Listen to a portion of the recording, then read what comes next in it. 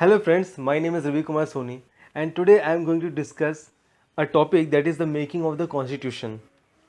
So friends, जैसा हम जानते हैं कि 1930 तक आते आते हमारे देश में नेशनलिज्म यानी राष्ट्रवाद की भावना अपने एक्सट्रीम पर पहुंच चुकी थी। पूरे देश में क्रांति का माहौल था, जगह जगह आंदोलन हो रहे थे और उधर गांधी जी ने भी अपना आंदोलन अपने ज़ोरों पे किया हुआ था, जिसके कारण ब्रिटिश सरकार पर बहुत ज़्यादा प्रेशर था। और इसी क्रम में 1934 में हमारे देश के एक बहुत बड़े कम्युनिस्ट लीडर एम.एन. रॉय जी ने हमारे देश के संविधान के लिए एक संविधान सभा के गठन की मांग की।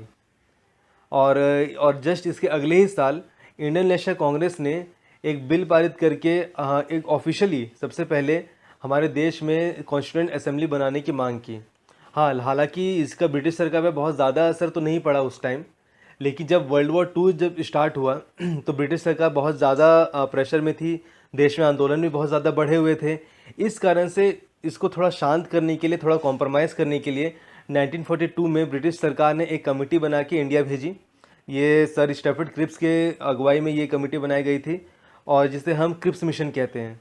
हालांकि ये क्रिप्स मिशन बहुत बड़ा फेलियर था, क्योंकि इसने एक बहुत ही र्यूड और टेक इट और लिव इट जैसा एटीट्यूड अपनाया था। इसने कोई मुस्लिम लीग या इंडियन नेशनल कांग्रेस के साथ कोई नेगोशिएशन नहीं किया, उनकी कोई मांग नहीं मानी, सिर्फ अपने ही ये अपने शर्तों पे चल रहे थे, जिसके कारण ये इसको इंडियन नेशनल कांग्रेस और मुस्लिम लीग दोनों ने सिरे से खारिज किया था और इस कारण से ये बहुत बड़ा फेलियर साबित हुआ। और फिर इसके जस्ट 4 साल बाद यानी 1946 में फिर एक कैबिनेट मिशन भेजा गया इंग्लैंड से और ये कैबिनेट मिशन ने ही हमारे देश में कॉन्स्टिट्यूएंट असेंबली की गठन की। और इस तरह 19 नवंबर 1946 में हमारे देश में एक कॉन्स्टिट्यूएंट असेंबली की स्थापना हुई। हाँ, हालांकि ये जो कॉन्स्टिट्यूएंट असेंबली है, इसमें जो चुने हुए मेंबर्स थे वो इनडायरेक्ट इलेक्शन से चुन के आए थे, इनडायरेक्ट इलेक्शन से ही इलेक्टेड थे। और जो नंबर ऑफ़ सीट्स थे, ये आप देख सकते हैं, नंबर ऑफ़ सीट्स इसमें 389 थे। अब ये नंबर ऑफ़ सीट्स कैसे डिसाइड हुए, ये हमारे देश में उस टाइम की पॉपुलेशन के हिसाब से ये नंबर ऑफ़ सीट्स डिसाइड हुए थे, यानी कि 10 लाख पे एक सीट दिया गया था। तो ये 389 सीट्स में ब्रिटिश इंडिया के टोटल 296 सीट्स थे। यानी कि ब्रिटिश प्रोविंसेस के, यानी उस टाइम इंडिया में ब्रिटिश के 11 प्रोविंसेस थे और उन 11 प्रोविंसेस में 296 सीट्स थे ब्रिटिश इंडिया के, और जो 93 सीट्स थे वो प्रिंसली स्टेट्स के थे। प्रिंसली स्टेट्स मतलब कि जहाँ पर ब्रिटिश सरकार का डायरेक्ट रूल नहीं था, डायरेक्ट शासन नहीं था, वहाँ पर राजा महाराजा रहते थे, लेकिन रहते थे वो ब्रिटिश सरकार के अंडर में। तो 93 सीट्स वहाँ से हो गए।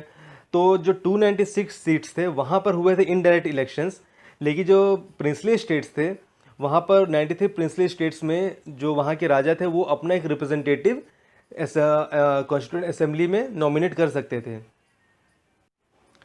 तो कॉन्स्टिट्यूएंट असेंबली के लिए ये जो इनडायरेक्ट इलेक्शंस कराए गए थे, इसको बेसिकली 3 कैटेगरी में डिवाइड किया गया था, मुस्लिम, सिख और जनरल।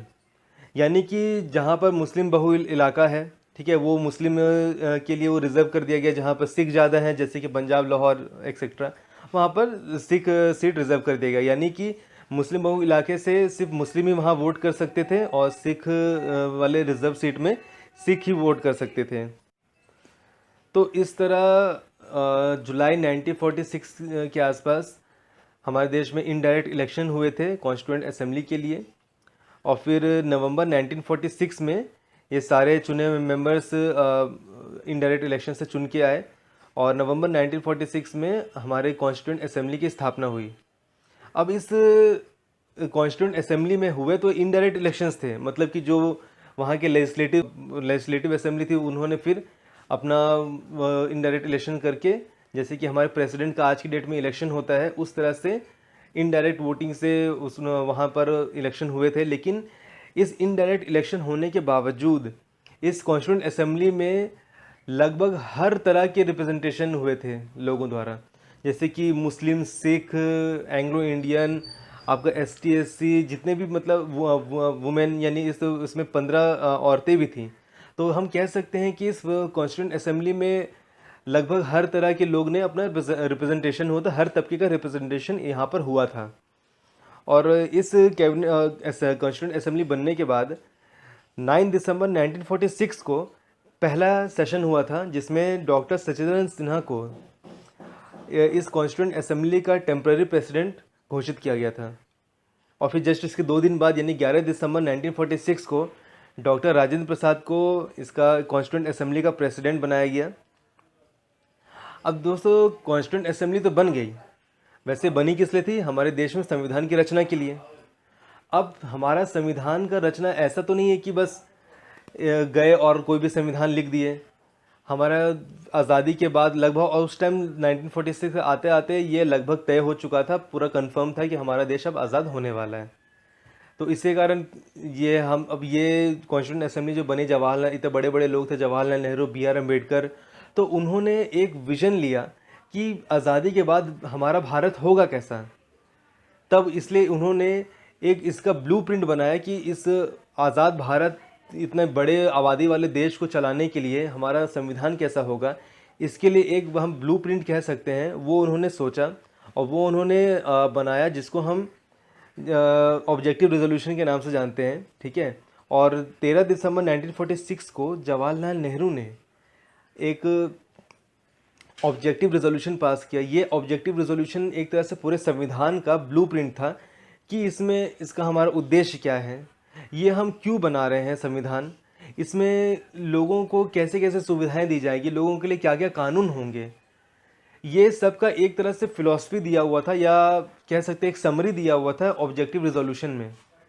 तो 13 दिसंबर 1946 को ये ऑब्जेक्टिव रेजोल्यूशन लाया गया असेंबली में सभा की सम्मति के साथ। 22 जनवरी 1947 को इसमें उन्होंने यूनानिमसली यानी कि सर्वसम्मति से इसको पारित कर दिया।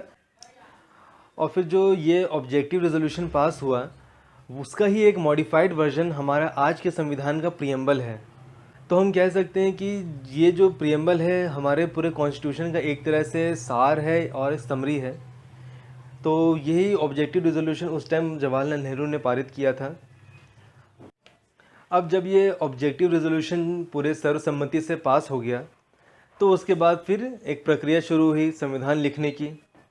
बहुत सारे डिस्कशन हुए, उस पर कानून बनाए गए, फिर उस पर संविधान को उस पर लिखा गया। लेकिन जब ये हो रहा था तो इसमें संविधान लिखने में और संविधान पूरे बनने में 2 साल 11 महीने और 18 दिन लग गए। अब ये 2 साल 11 महीने और 18 दिन तक ऐसा तो है नहीं कि सिर्फ संविधान लिखा गया और देश में कोई कानून नहीं बन रहे थे। तो ये कॉन्स्टिट्यूंट असेंबली ने ये ऐसा तरीका अपनाया कि ये 2 तरह के फंक्शन करते थे उस टाइम। पहला कि ये इनका मेन जो काम था वो था कॉन्स्टिट्यूंट असेंबली में संविधान को बनाना, संविधान की रचना करना, यानी कि मेकिंग ऑफ द कॉन्स्टिट्यूशन। और इनका दूसरा एक काम था कि जब ये मेकिंग ऑफ द कॉन्स्टिट्यूशन के लिए जब ये सभा नहीं चल रही होती थी, तब ये एक कोई भी ऑर्डिनरी लॉ कुछ भी जब उस टाइम ज़रूरत होता था तो ये ऑर्डिनरी लॉ को भी पास करते थे। तो यानी कि कॉन्स्टिट्यूंट असेंबली के 2 काम होते थे, पहला था कि कॉन्स्टिट्यूंट बनाना और दूसरा है ऑर्डिनरी लॉ को इनेक्ट करना। अब और जब ये संविधान को पूरा लिखा गया तो इसको संविधान को लिखने में टोटल 2 साल 11 महीने 18 दिन लगे और ये संविधान बन के तैयार हुआ 26 नवंबर 1949 को। और लेकिन जब ये कॉन्स्टिट्यूंट असेंबली जब शुरू हुई थी, जब ऑब्जेक्टिव रेजोल्यूशन पास हुआ था, तो उस टाइम 2 और काम किए गए थे। 22 जुलाई 1947 को हमारा देश का जो नेशनल फ्लैग है, हमारा राष्ट्र ध्वज है, उसको अडॉप्ट किया गया था। और फिर जब ये बन के तैयार हुआ हमारे देश का संविधान, यानी कि 26 नवंबर 1949 को, और उसके फिर कुछ महीनों बाद यानी कि 24 जनवरी 1950 को हमारे 2 काम हुए थे उस टाइम। सॉरी, एक्चुअली 3 काम हुए थे उस दिन। हमारा नेशनल एंथम यानी कि राष्ट्रगान जन गण मन वो अडॉप्ट किया गया, हमारे देश का राष्ट्रगीत यानी वंदे मातरम वो अडॉप्ट किया गया, और हमारे देश के पहले प्रधानमंत्री डॉक्टर राजेंद्र प्रसाद को देश के प्रेसिडेंट के रूप में चुना गया।